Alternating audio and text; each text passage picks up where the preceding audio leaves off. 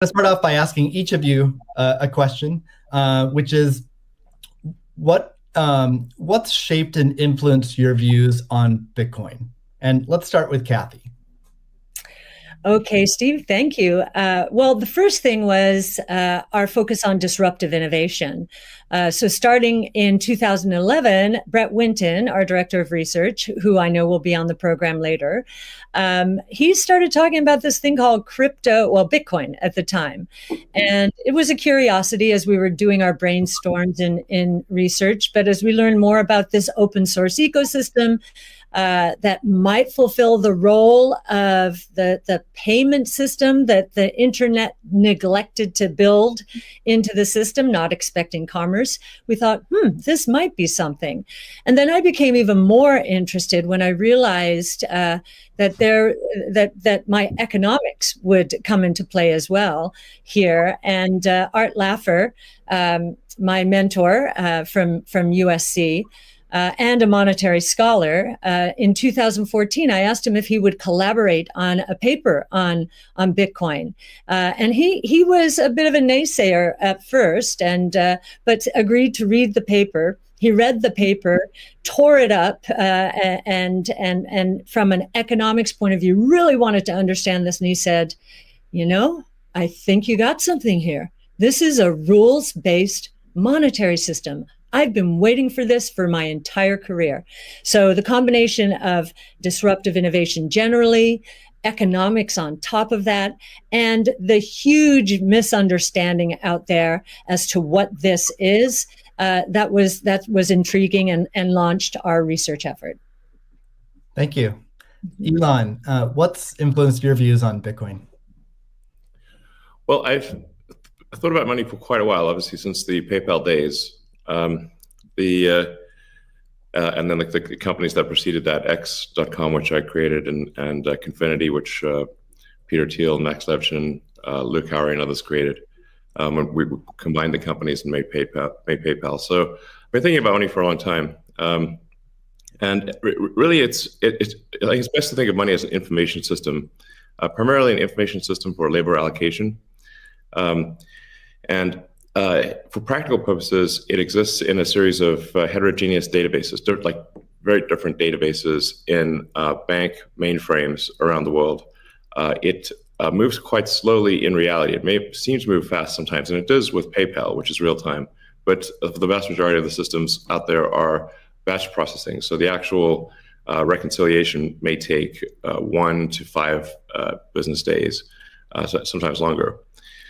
And you have the ACH system, which is ancient and still in operation, which allows transfers effectively like a check would be an ACH transfer, but it's not secure. And you've got the credit card systems, which are also not secure. It would be like handing your username and password to a stranger in a restaurant if you buy a meal. So there's definitely an opportunity for something that is better from an information theory standpoint. So and there you can think of it like data on a network. I think is the way to view it. What has the most throughput? What has the least error? What drops the fewest packets? Fraud, for example, being a source of error. And government interference in currencies being a source of error. But it's fundamentally an information system. So I think it makes sense to support something that improves the quality of information with which we conduct the economy. And Bitcoin is a candidate for that. It does, I think, some things well, and it's obviously it's evolving, and there are additional things like Lightning being done on top of Bitcoin. But Bitcoin per se is mostly solving for scarcity, or rather solving for essentially having no throat to choke, decentralized. So there's no one who can be coerced in any way to empty their Bitcoin account. Well, I guess they could technically, but on an individual basis, but the system as a whole cannot. And it has an open ledger, which is also quite good. But transaction volume is low. Transaction cost is high, and usability for the average person is not yet very good. But it has a lot of potential. And I should say that, like, I'm not, and I apologize for taking a long time, but there certainly is a lot to say. In general, I'm a supporter of Bitcoin and the idea of cryptocurrency in general. But as I've said publicly, we do need to watch out for crypto taking, especially Bitcoin, using proof of work to maybe use energy that's maybe a bit too much and not necessarily good for the environment. So,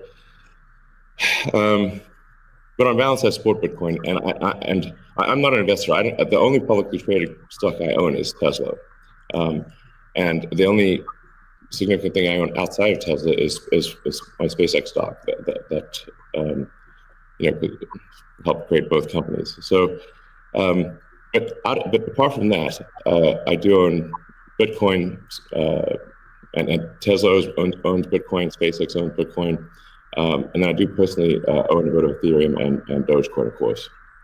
So. Okay, great. Thank you. And we'll get into some of those issues in more depth as well. Jack, how about you? What shaped your views of Bitcoin? The network and the community. It's deeply principled. It's weird as hell. It's always evolving, and it just reminded me of the internet when I was a kid.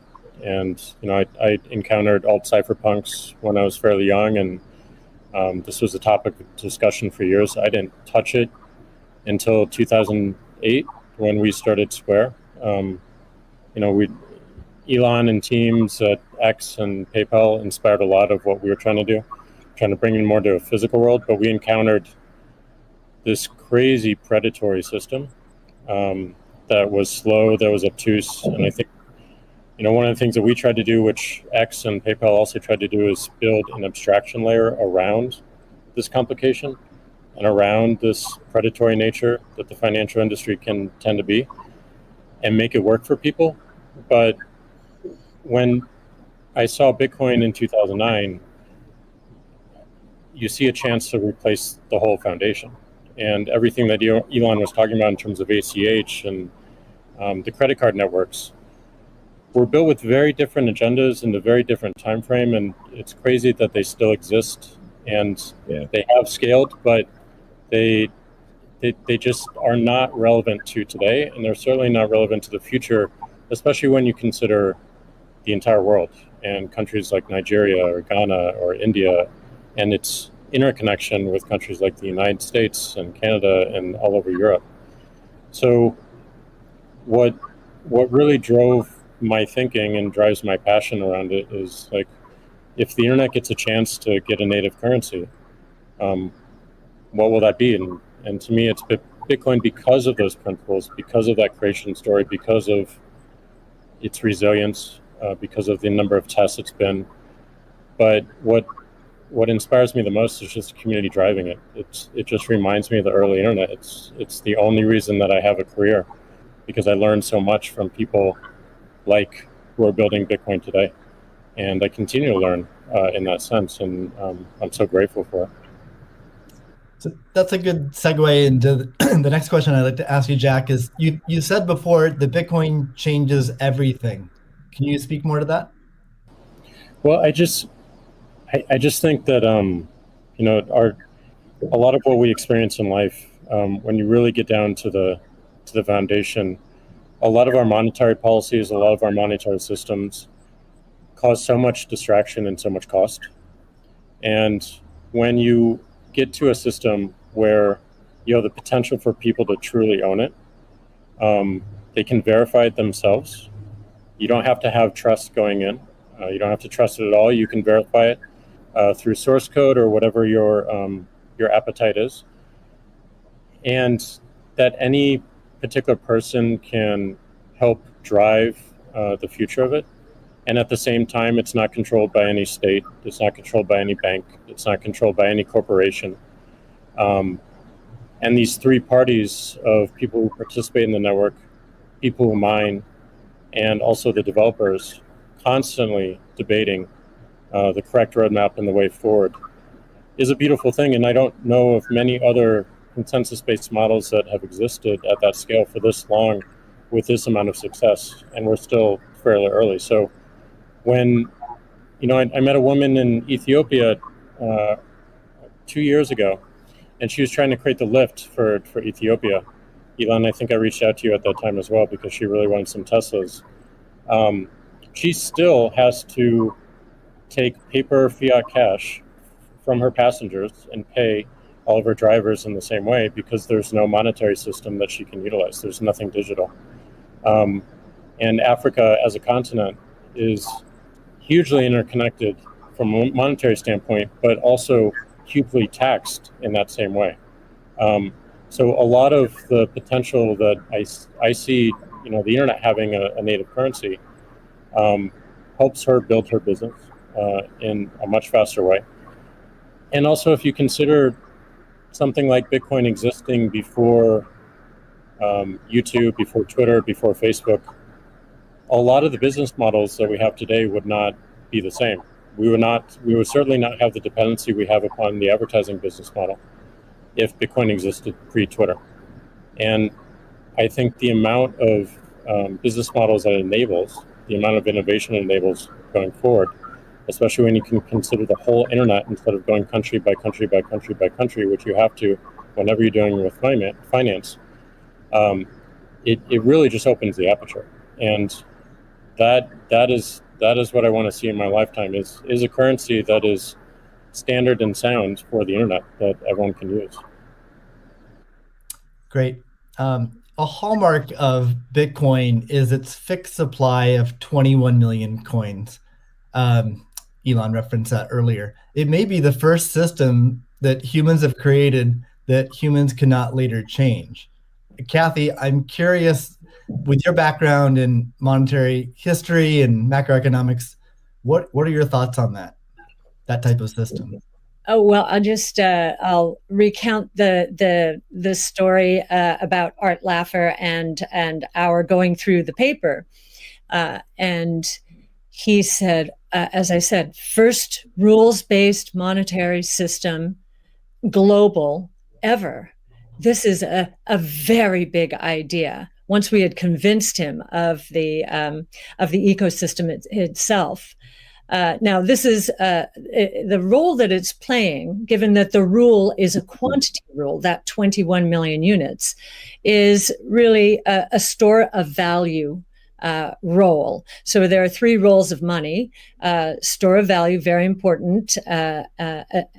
The means of exchange, so for transactions, and the unit of account. Every good priced in terms of whatever the unit is. So store of value is its primary use right now. The others exist. Unit of account, reserve currency of the crypto asset ecosystem. That's being seeded a little bit towards stable coins right now. But the store of value is a very big role. And means of exchange with apps built on top of the Bitcoin blockchain, we think is going to become more of a reality. Right now, high value transactions take place over Bitcoin, and that is a very useful role. So we look at those, and I remember saying to Art, "How big could this be?" And he said, "Well, how big is the U.S. monetary base?" Well, today it's $8 trillion. $8 trillion. At the time we were talking, it was $4 trillion. So we've gone through another crisis since then. And so this store of value, this idea that purchasing power will go up over time if demand rises relative to supply ultimately fixed at 21 million units. That's a very good thing. Purchasing power going up globally around the world. And this idea that it's a hedge against confiscation of wealth. And that can take place in a myriad of ways. But inflation, and especially hyperinflation in emerging markets, is the primary way. Talk about destroying purchasing power. So that's a very big idea. And I'll also mention deflation. In some ways, it's a hedge against deflation. I know some people are confused that we at ARC think that we're in a deflationary environment here in the United States. If that is true, the odds of a hyperinflation in the rest of the world, especially in emerging markets, is also true. So, but this deflation, and we learned from 0809, there's counterparty risk associated with deflation. And I think Bitcoin would be a hedge against that eventuality as well. So it's a very big idea. Right. I suspect among us, there's not a lot of debate about Bitcoin's potential as a store of value. But Jack, you referenced earlier it being or becoming the native currency of the internet. Can you speak more to that, and also how it relates to maybe how institutions think about it? Yeah, I mean, like just simple example. If I happen to be in Ghana and my family is in Nigeria, currently I can take anywhere from and I need to send money back, anywhere from 10 to 30% off the top just to send that money back. Whereas if you just focus on the worldwide remittance problem, Bitcoin solves so many of those problems today instantly without having to go through any intermediaries or any slowness or complicated systems that a corporation or a state created. So I think having sound money that is separate from the state is the idea. Having it completely verifiable by everyone, including the state, including corporations, including individuals, including developers who want to build on top of it, is quite powerful, and that's what keeps it secure and strong.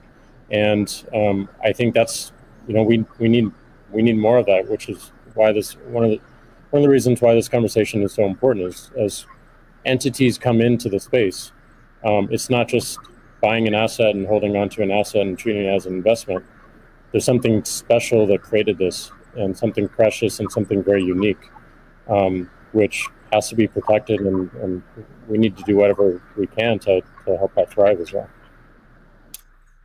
Elon, I'm curious your opinion on this. You mentioned earlier about Bitcoin's throughput, or the importance of throughput, maybe some concerns around Bitcoin. Can you speak? Do you think Bitcoin can become peer-to-peer cash? Well, Bitcoin does have a fundamental scarcity limit at the base layer that's designed in. That doesn't mean you can't have some layer 2 system in theory like Lightning. And I understand Lightning is doing well in some small countries. There's some question mark as to whether you need a money transmitter license. Just a debate as to whether that's needed, given that it is not open ledger. So that's a whole separate debate, of course. But Bitcoin by itself simply cannot scale to be the monetary system for the world at base layer. But with a second layer, this is possible depending upon how that second layer is implemented. Yeah, that's part of why I think there may be some merit to something that may seem silly, like Ethereum, like Dogecoin. I think Ethereum also, like I said, the three things I own outside of SpaceX and Tesla, and obviously it's a Neuralink and Boring Company, but of any significance are Bitcoin by far, and then some Ethereum and some Doge. So if the price of Bitcoin goes down, I lose money. I'm not sort of I might pump, but I don't dump. It's not a case of. I definitely do not believe in getting the price high and selling or anything like that. And I would like to see Bitcoin succeed. I think there's some merit to. This is not a slam on Bitcoin. There's some merit to considering something that has higher max transaction rates. And a lower transaction cost, and kind of seeing how far you could take a single layer network where the exchanges act as a de facto second layer. I think you can probably take that further than people realize. And as bandwidth increases over time, latency decreases. SpaceX's Starlink is actually playing a role in this. And I think long term, people will probably have access to worldwide access to gigabit level connectivity at low latency, and so at low cost. And so then your base layer could do a lot of transactions if you take that into account. So yeah, but like I said, Bitcoin with a layer 2 system certainly could scale to do a vast number of transactions. Same goes for Ethereum. Question about the scaling at the layer 1. The concern from the past 5 years of debate in the Bitcoin community is that would sacrifice too much decentralization and hurt the censorship-resistant properties of Bitcoin. I'm curious if what are your thoughts on that? Are you sensitive to that? And are you concerned about losing some of the special properties of Bitcoin or another cryptocurrency by scaling at layer 1? Yeah, I mean, these things it's helpful to use the physics tools of thinking and say, scale up, scale down, and see if it still makes sense. So if scaling up the transaction block doesn't make sense, why don't you scale it down? And have it be, so that somebody, with a laptop from 2008 can still run a Bitcoin node. Why not slow it down? Oh, you want to slow it down? Well, maybe you're at the wrong number then. there's actually there's members in the community that do want to slow it down, but I understand your point. It's silly. The reality is the average person is not going to run a Bitcoin node. So this is and Bitcoin. It was a lot of clever ideas, but these parameters were set. I don't know in 2008 or something, maybe 2009.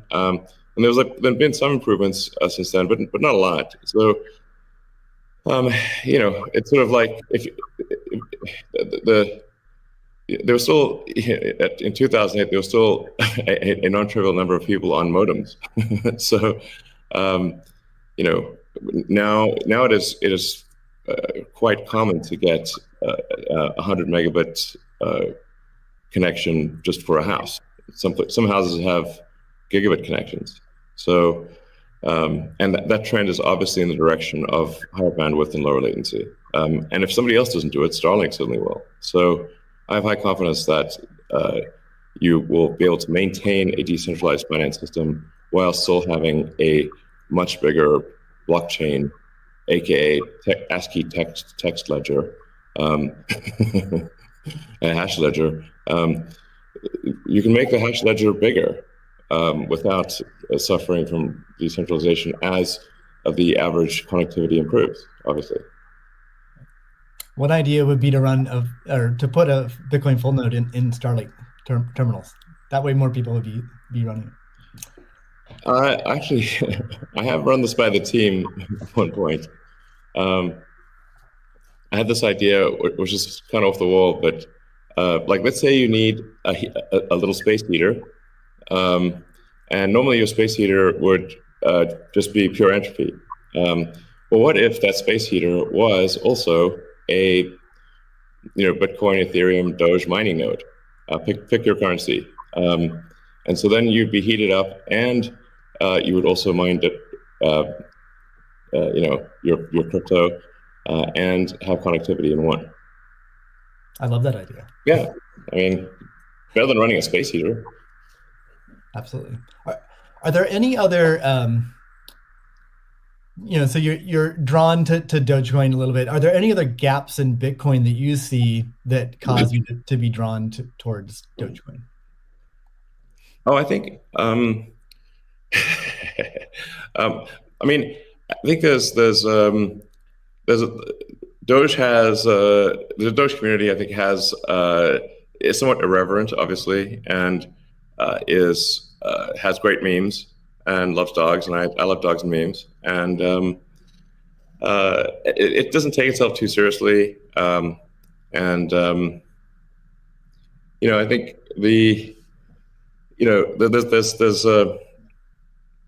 there's Occam's razor, which is the simplest answer is the most likely.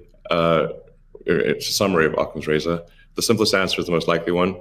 Then there's a friend of mine came up with a variant on that the most ironic outcome is the most likely one. And then I have a variant on that, which is the most entertaining outcome is the most likely one.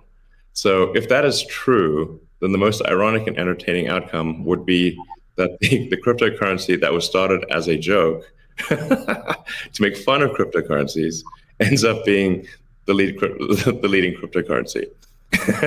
That would be the most ironic outcome. Jack, what are your thoughts on that? Is Bitcoin resilient enough to overcome that? I think it's resilient, but also I think like you find, I mean, that's what attracts me to Bitcoin in the first place is the irreverence. A lot of that